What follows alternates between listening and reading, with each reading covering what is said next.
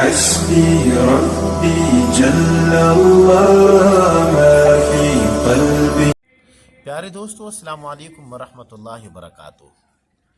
امید ہے کہ آپ لوگ سبھی خیریت سے ہوں گے۔ اللہ کا شکر ہے ہم بھی بالکل خیر و عافیت کے ساتھ ہیں۔ آج میں آپ کے ساتھ ایک بڑے حساس معاملے کے اوپر گفتگو کرنے جا رہا ہوں۔ ہماری آج کل جو ماحول چل رہا ہے، امام مسجد ہونا یہ ایک عجیب بن گیا ہے۔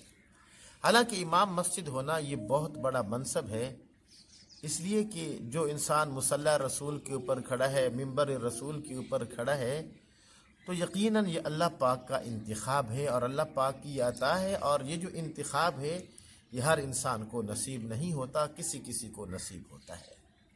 لیکن المیہ یہ ہے، تقریباً ہر مسجد کا یہ المیہ ہے کہ 2-3 نمازی ایسے ضرور ہوتے ہیں کہ جنہوں نے اپنے امام مسجد کے ساتھ وہ ضد لگائی ہوتی ہے، اور جب ان کا دل چاہتا ہے ان کو ڈانٹ بھی لیتے ہیں، اور جو بیچارہ امام مسجد ہے وہ ان کی کڑوی باتوں کو بھی برداشت کرتا رہتا ہے اور خاموشی اختیار کر لیتا ہے۔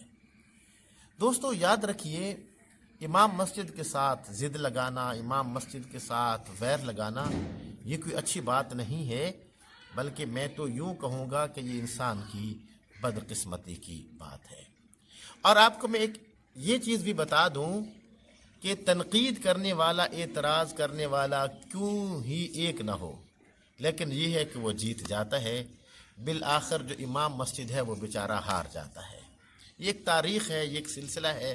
جو مجھ جیسے ائمہ مساجد ہیں ان کو یہ چیز اچھی طرح سے یاد ہوگی کہ جب بھی کوئی ایک آدمی اس کے خلاف کھڑا ہوتا ہے تو یقیناً وہ جیت جاتا ہے، اور جو امام مسجد ہے وہ بیچارہ ہار جاتا ہے۔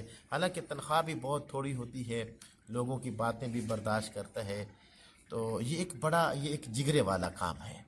یاد رکھیے، یہ امام مسجد کے اوپر تنقید کرنا یہ کوئی آج سے سلسلہ نہیں ہے، بلکہ حضرت سیدنا فاروق اعظم کے زمانے سے یہ سلسلہ چلا آ رہا ہے۔ رحمت دو عالم صلی اللہ علیہ وسلم کے ایک صحابی تھے جن کا نام تھا سعد بن ابی وقاص۔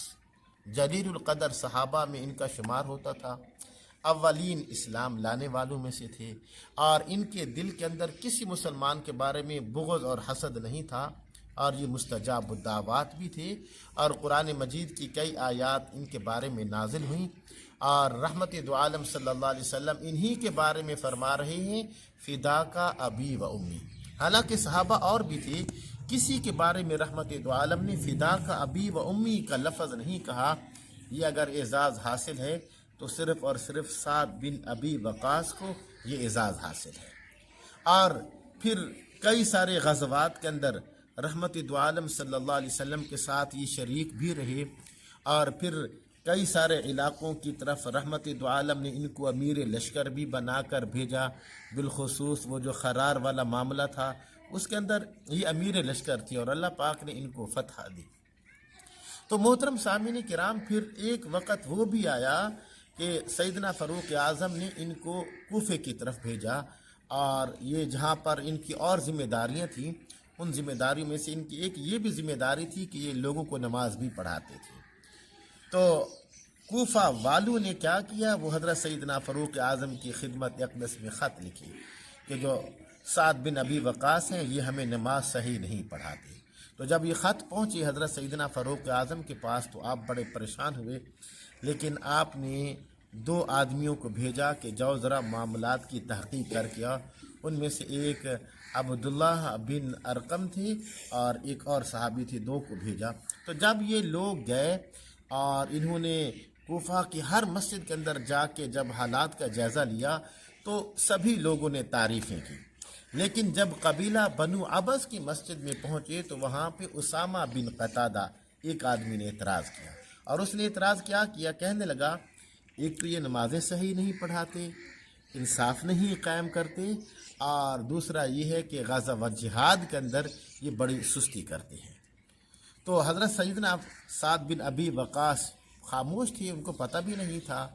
تو جب یہ خط پہنچے اور ان خطوط کے اندر یہ تاثر دیا گیا حضرت سیدنا فاروق اعظم کو کہ اگر آپ نے ان کو معزول نہ کیا، سعد بن ابی وقاص کو، मुसल्ला रसूल से न हटाया तो एक बहुत बड़ा फितना बर्पा हो जाएगा।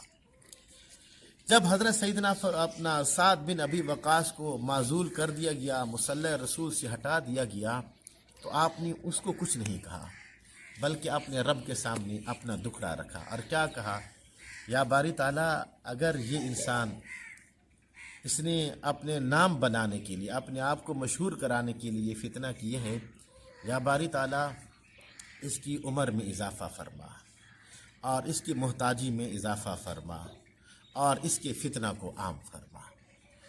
फिर एक वक़्त वो भी आया कि ये जो आदमी जिसने फितना किया था, इसका नाम उसामा बिन कतादा था। अल्लाह पाक ने इसको बड़ी लंबी उम्र दी, इतनी लंबी उम्र दी कि इसकी जो आँखों की ये भवें है ना, ये नीचे लटक गई थी। लेकिन ये खबीस क्या करता था, ये रास्ते में बैठ जाता था और जो भी राह गुज़र औरतें होती थी ये उनको छेड़ता था। तो जब लोग कहते कि बुढ़े कुछ शर्म कर, कुछ हया कर, अपनी उम्र को देख और अपनी करतूतों को देख, तो ये क्या कहता था, ये कहता था, क्या तुम्हें मालूम नहीं कि मुझे साद बिन अबी वक़ास की बद्दुआ लगी हुई है। तो देखिए, हज़रत साद बिन अबी वक़ास इमाम मस्जिद, लेकिन उनकी बद्दुआ अल्लाह पाक ने कैसी सुनी। यकीनन जो आजकल जो मुझ जैसे आइम्मा मसाजिद हैं, हम साद बिन अबी वक़ास के मकाम और रुतबे को नहीं पहुँच सकते, यकीनन नहीं पहुँच सकते। लेकिन ये है कि हम भी तो बड़े बड़े शयूख से, बड़े बड़े उलमाए किराम से हमने भी तो नमाज़ें सीखी हैं। लेकिन आजकल क्या है कि जो बंदा भी आता है वो डांटना भी शुरू कर देता है और जो बंदा भी आता है वो तनकीद करना शुरू कर देता है। पूरे कूफे के अंदर सिर्फ एक बंदे ने शिकायत लगाई थी, बस उसामा बिन कतादा ने। बाकी सारा कूफा वो साद बिन अबी वक़ास की तारीफ़ें कर रहा था, लेकिन अंजाम क्या निकला, फितना जीत गया, उसामा बिन कतादा जीत गया और जो हक था, जो साद बिन अबी वक़ास थे, वो हार गए। तो आजकल मसाजिद के अंदर यही होता है। तो खुदारा अपनी आइम्मा मसाजिद का ख्याल रखिए। अगर कोई इंसान है, गलती हो जाती है, उसको नज़रअंदाज करने की कोशिश कीजिए। तो हमें जो इंतज़ामिया है उन्हें भी इस्लाह करने की कोशिश करनी चाहिए और जो मसाजिद के मामलात हैं उनको सही तरीक़े से चलाने की कोशिश करनी चाहिए। ये मेरा एक दुख था जो मैंने आप हज़रात के सामने बयान किया। तो इजाज़त दीजिए अपने भाई मोहम्मद ज़ुबैर हसन को। इंशाअल्लाह अगले प्रोग्राम के अंदर आपसे मुलाकात करती हैं। दुआ में याद रखिएगा। अस्सलामु अलैकुम व रहमतुल्लाह।